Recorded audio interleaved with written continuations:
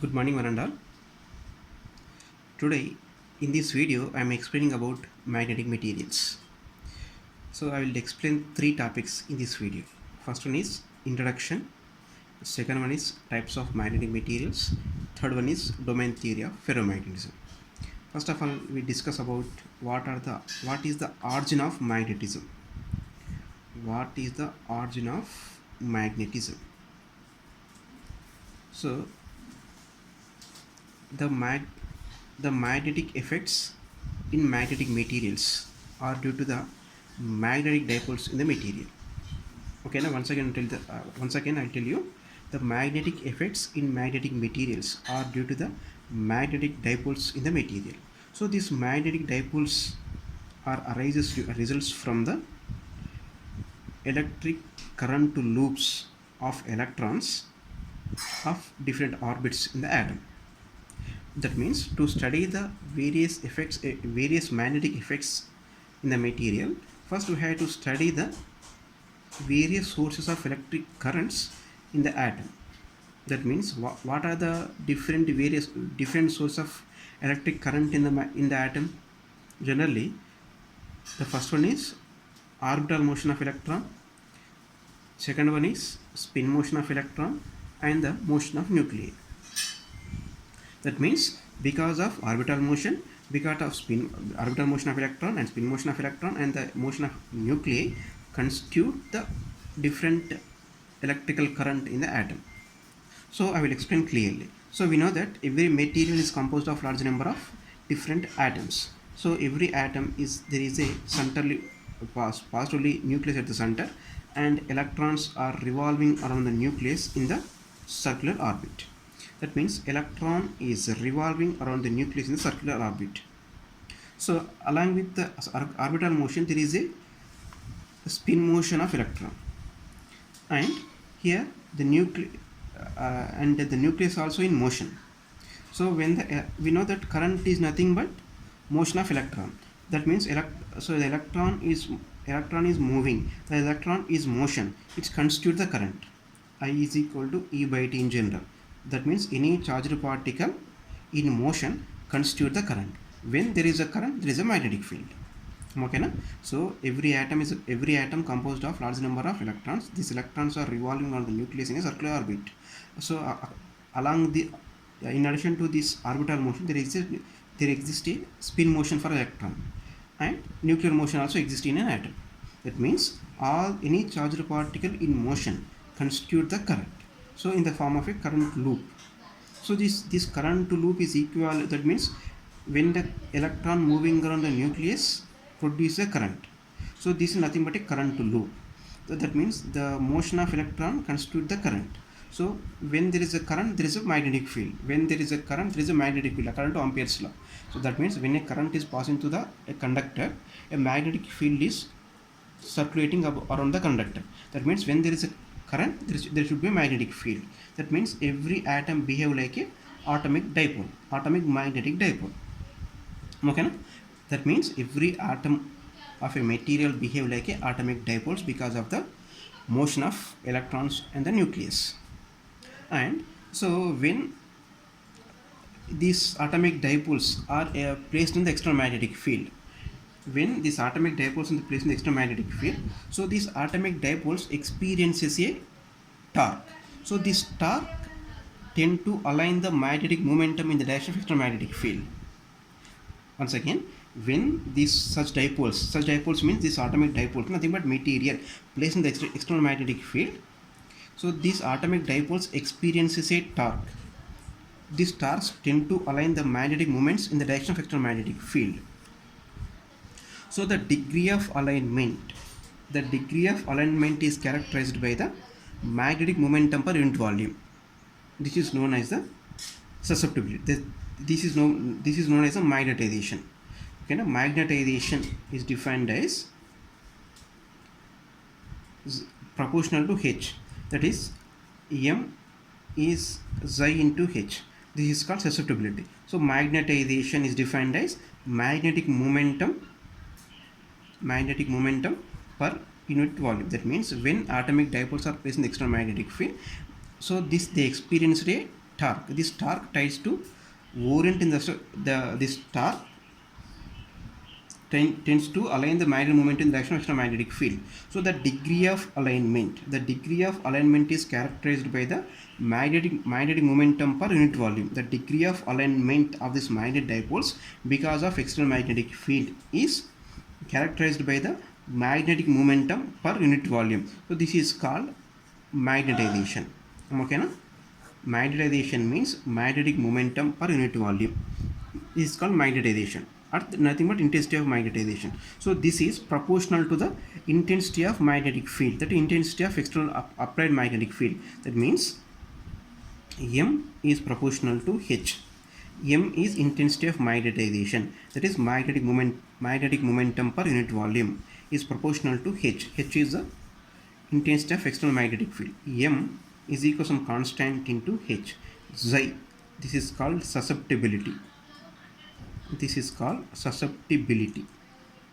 So Xi is defined as M by H. M is magnetization, H is the applied magnetic field. So okay, na? Next, depends upon this Xi, we can divide the different magnetic materials. So now we will define the magnetic materials. So magnetic materials are the materials when we placed in the external they get magnetized when we placed in the external magnetic field.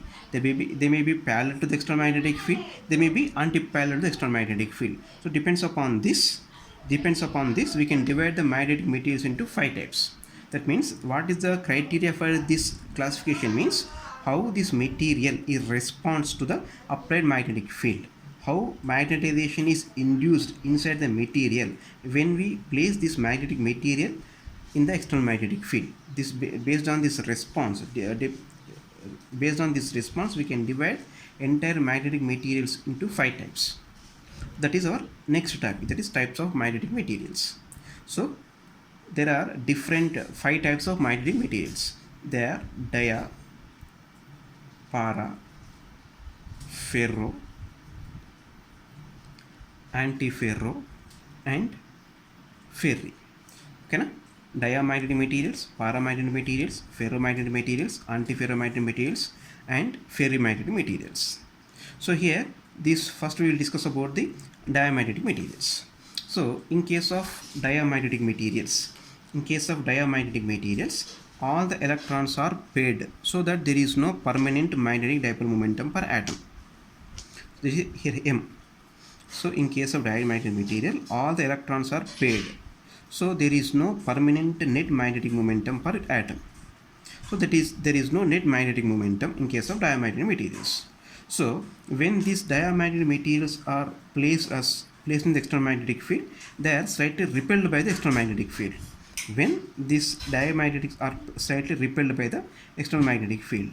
Next, when a diamagnetic bar is suspended freely between the 2 magnetic poles, then the axis of the bar becomes perpendicular to the magnetic field.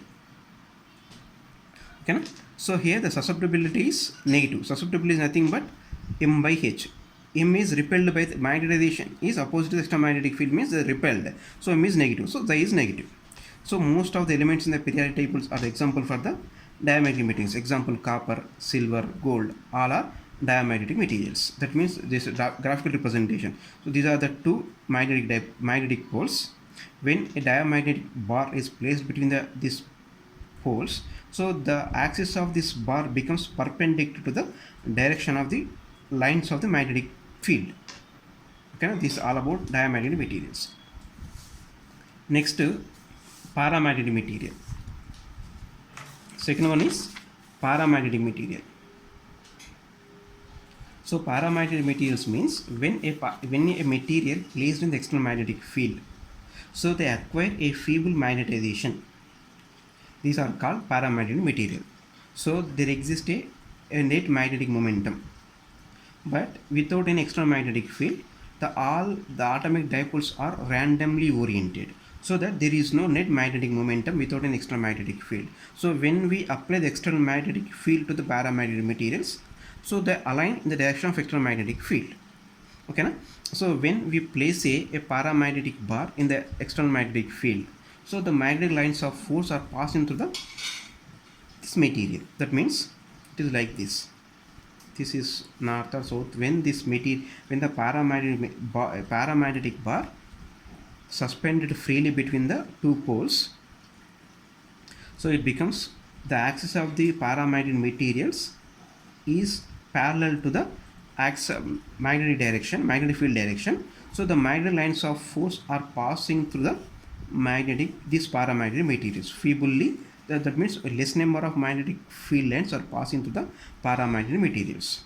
The molybdenum and lithium are the best example for the paramagnetic materials. Third one is the ferromagnetic material. The third one is the ferromagnetic material.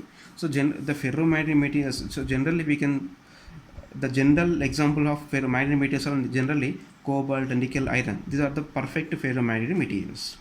So in case of paramagnetic materials, so there are the all atomic dipoles are existed, but they are randomly oriented. So when we apply the external magnetic field only, there exists a net magnetic momentum, but without any external magnetic field, there exists resultant magnetic dipole momentum existed for ferromagnetic material. This is the main difference between the paramagnetic and ferromagnetic. Without any external magnetic field, the material is contained or material will have certain net magnetic momentum. This is they are known as ferromagnetic materials. So the ferromagnetic materials are all properties are exhibited by the ferromagnetic materials are similar to the paramagnetic materials, but with high intensity.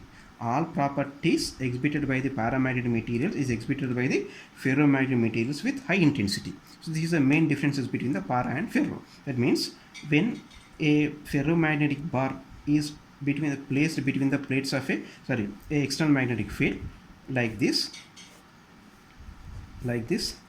So this is a ferromagnetic bar. So all field lines are passing through the ferromagnetic bar. Here comparatively most large number of field lines are passing through the ferromagnet compared to the paramagnet.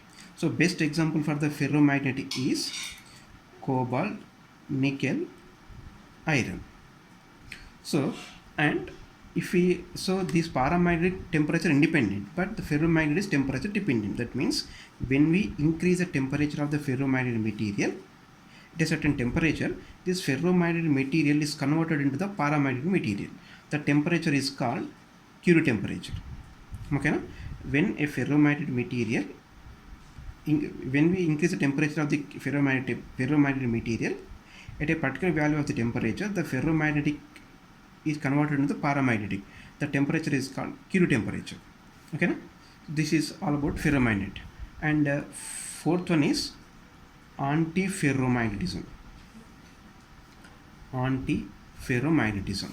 So here also atomic dipoles are existed in the material. That means if there exists a atomic dipoles. So these are different atoms. Atomic dipoles are existed in such a way that equal in magnitude, opposed in direction.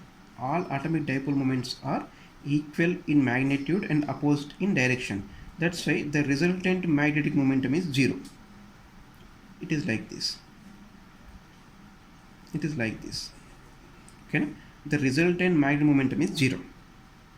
Okay, so in case of antiferromagnetic materials, the atoms of the material arranged in such a way that the atomic dipoles are having equal magnets. The atomic dipole momentum are equal in magnitudes and opposing direction. That's why the resultant magnetic momentum is zero.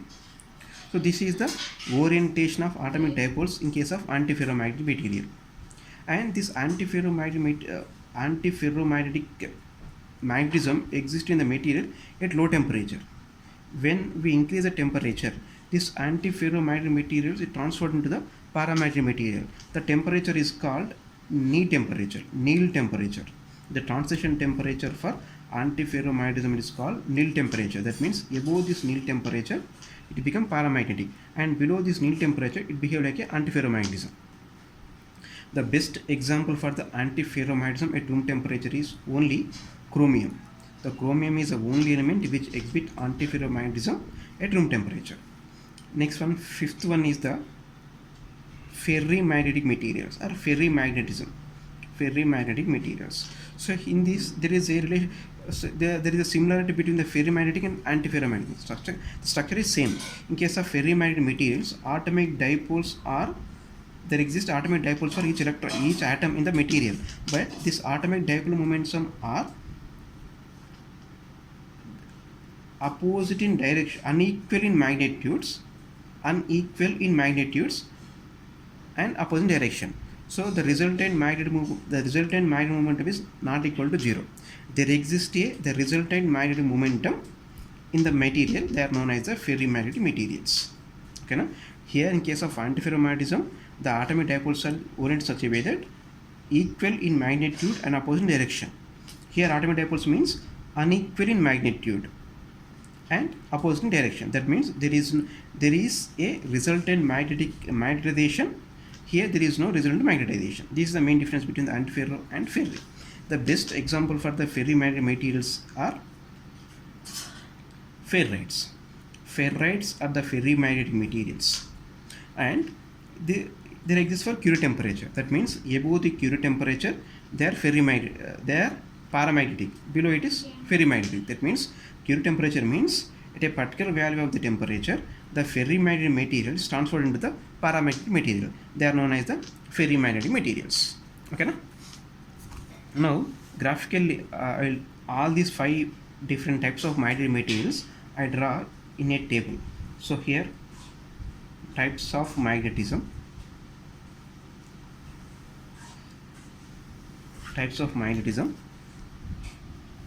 Here dia, para, ferro, antiferro and ferri. Temperature relation, here temperature independent, here temperature independent, ferro temperature dependent, antiferro temperature dependent, ferri temperature dependent. Next, here orientation of magnetic moment structure, magnetic momentum, orbital moment. Here for diamagnetic materials there is no atomic dipoles. It is like this. There is no atomic dipole moments. Paramagnetic materials, in the material atomic dipoles are oriented in the random directions, like this. There is no any direction, there is random direction in case of paramagnetic. In case of ferromagnetic, all dipoles are oriented in the same direction without any external magnetic field. Antiferro, these are the atoms. So here magnetic moments are existed opposite in direction, equal in magnitudes, like this.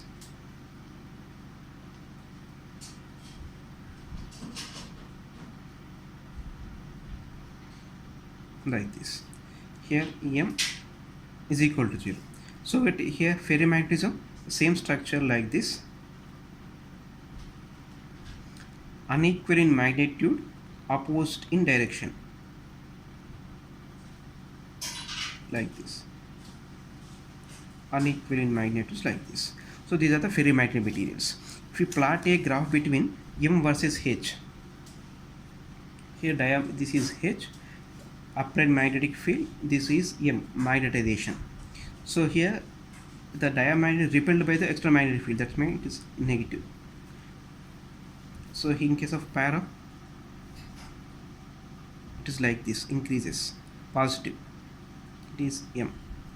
Ferro, it is like this, H is positive. Antiferro, it is positive, H and M. And ferro, it is also positive, H and M. That means susceptibility values. Here negative, it is positive and small. Here ferromagnet is positive and high value. Here positive and small. Here positive and small. So these are the different types of magnetic materials. Based on the how these materials are response, when we place in the external magnetic field. This is all about the different types of magnetic materials. Next, domain theory of ferromagnetism. Now we will explain about domain theory. Domain theory of ferromagnetism or ferromagnetic materials. Magnetism, simply speaking. So, domain theory of ferromagnetism. So, actually, this domain theory is proposed by Weiss in 1907. So, Weiss proposed the domain theory of ferromagnetism. So, according to Weiss theory of domain theory of ferromagnetism, every ferromagnetic materials is composed of very small number of region. This is like this. Every ferromagnetic materials is composed of large number of regions. So this region is called domains. This region is called domain. So in each domain, the magnetic moments are oriented in the same direction, like this. In each domain, the magnetic moments are oriented in the same direction, like this. It is like this. Here it is like this.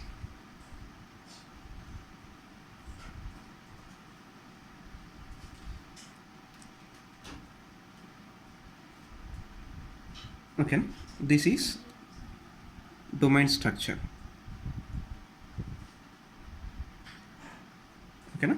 So according to Weiss, so every ferromagnetic material can be divided into large number of small regions. The small regions are called domains, and in each domain, all atomic dipole moments are oriented in the same direction, but the direction of each domain is different from the neighboring domain.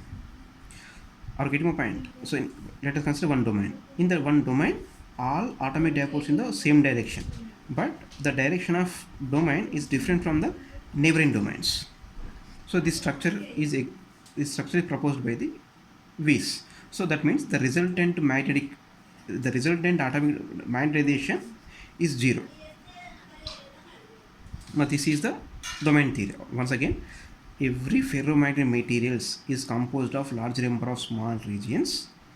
The small regions are called domains, and each domain consisting of large number of atomic dipoles, nearly 10 to the power of 6 atomic dipoles are there, and the direction of